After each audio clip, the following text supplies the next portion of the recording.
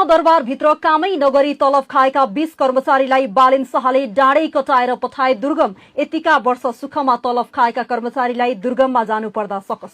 दशबिन काम नै नगरी तलब मात्र खाएर बसेका कर्मचारीका नेतालाई बालेन शाहले डाँडा कटाएका छन्। हो, यसरी सिंहदरबारमा रजगज गरेर बस्न पल्केका थिए हो यिनैले हो। राष्ट्रिय स्वतन्त्र पार्टीमा भोट हालेर घण्टीमा भोट हालेर हामीलाई पछुतो भयो भनेर चाहिँ नि प्रचार गर्दै गरेर हिँड्ने कर्मचारी यिनै हुन्। यिनले अफवाह फैलाउने, पहिलाको चाहिँ नि रजगज गरेको यिनलाई घण्टीको आवाज सुन्दाखेरि पनि तर्सिने भनेका यिनै यस्तै प्रवृत्तिका मान्छे हुन्। अनेक किसिमका कर्मचारी संगठनहरूकोमा लागेर नेतागिरी गर्दै पार्टीका कार्यक्रमहरूमा जाने, सिंहदरबार अन्त जान नपर्ने, अनेक किसिमका काण्डहरूमा सामेल हुने हो। यस्तैका कारणले गर्दाखेरि देश बर्बाद भएको हो।